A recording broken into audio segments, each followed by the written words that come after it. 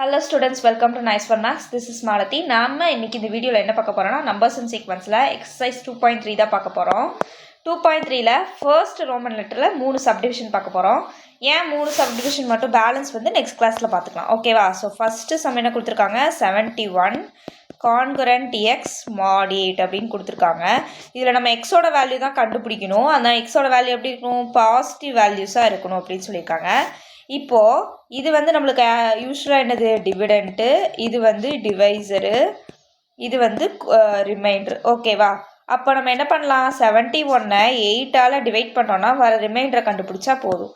71 8ஆல் divide பண்ணோம் அப்படின்னா 8 8 64, 9 8 போட்டோம்னா 72ன்னு போயிடும். 64. அப்போது இதில் பேலன்ஸ் எவ்வளோ இருக்குன்னு கண்டுபிடிக்கணும். 1ல் 4 போகுமா? போகாது. அப்போ 7ல் போச்சுன்னா இங்கே 6, இங்கே 11, 11ல் 4 போச்சுன்னா 7. 7 is the remainder. அப்போ 71 congruent 7 mod 8. அப்போ 7 தான் நம்மளுக்கு x. So x which is equal to 7. இதுதான் ஃபர்ஸ்ட் சப்டிவிஷனுக்கான ஆன்சர். இப்போ செகண்ட் சப்டிவிஷன் போகலாமா? செகண்ட் சப்டிவிஷன் என்ன கொடுத்துருக்காங்க? 78 plus x congruent 3 mod 5. இப்போ எக்ஸ் இந்த பக்கம் இருக்குது. நான் என்ன பண்ணுறேன்? எக்ஸ் எப்போல்லாம் இந்த பக்கமாக இருக்கோ அதோட வேல்யூ கண்டுபிடிக்கிறது ரொம்ப சிம்பிள். இதை தூக்கிட்டு வந்து இங்கே போட்டுருவேன். கரெக்டாக ஃபஸ்ட்டு சம்மில் எக்ஸ் இங்கே இருக்குது, இங்கே இருக்குது. இது வெறும் ரிமைண்டர் தான், அதனால் நார்மலாக ரிமைண்டர் கண்டுபிடிச்சா போதும். அப்போ 78 plus x minus 3 congruent, இங்கே இருந்த வேல்யூ அந்த பக்கம் போயிடுச்சு அப்படின்னாலே நம்ம இந்த mod 5 என்னென்னு எழுதிடுவோம்? 5 என்னென்னு எழுதிடுவோம். இவங்களுக்கு வந்து வேல்யூ இல்லாமல் போயிடும். அப்போ 78ல் 3 போச்சுன்னா எவ்வளோ? 75 ப்ளஸ் x congruent 5n அப்படின்னு சொல்கிறாங்க.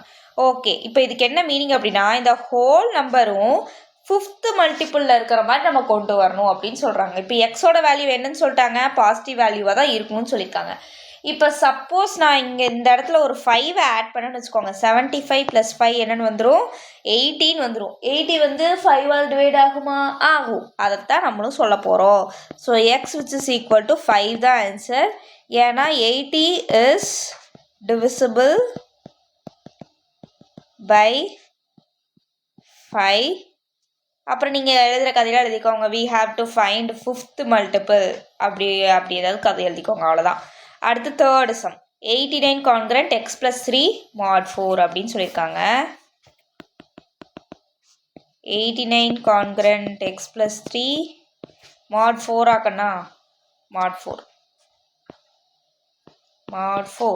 இப்போ இது இந்த பக்கம் போச்சுன்னா 89 minus x minus 3 congruent mod 4. இங்கே நான் ஒரு தப்பு பண்ணியிருக்கேன். என்ன தப்பு பண்ணியிருக்கேன்? இங்கே mod 4ன்னு எழுதிட்டேன். ஆனால் அங்கே mod 4ன்னு எழுதலாமா? எழுதக்கூடாது. ஏன் எழுதக்கூடாது அப்படின்னா இதுக்கு முன்னாடி இருக்கிற வேல்யூ தான் நான் அந்த பக்கம் கொண்டு போயிட்டேன். அப்போ கான்கிரண்ட் போட்டு என்ன எழுதணும்? இங்கெல்லாம் ஈக்குவல் டுவே போட்டுக்கலாம். கான்கிரண்ட் தான் போடணும்னு அவசியம் கிடையாது. ஓகேவா?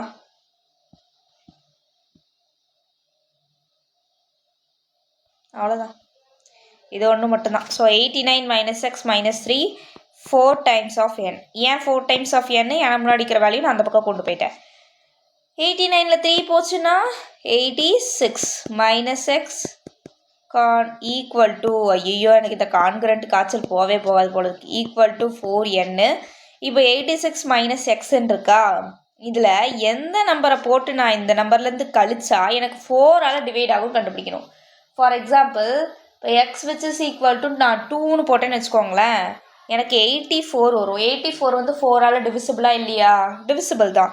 So 86 minus 2 equal to 4 power n தான். அப்போ X which is equal to என்னது? 2. அவ்வளோதான் இந்த சம். ஹோப் இந்த வீடியோ உங்களுக்கு ஹெல்ப்ஃபுல்லாக இருக்கும்னு நினைக்கிறேன். இந்த மாதிரி சம்ஸ் எல்லாம் இருந்ததுன்னா கொஞ்சம் யோசிச்சு போடுங்க. ஏதாவது பண்ண முடியுமா, வேறு ஏதாவது பண்ணலாமா அப்படின்னு யோசிச்சு போடுங்க. மக்கப் பண்ணிட்டு போய் எழுதிடாதீங்க. மக்கப் பண்ணிட்டு போய் எழுதினீங்கன்னா அங்கே போனோடனே மறந்துடும். இது என் சாபம். அதனால் ஒழுங்காக யோசிச்சு போடுங்க. அவ்வளோதான் ஸ்டூடெண்ட்ஸ். தேங்க்யூ.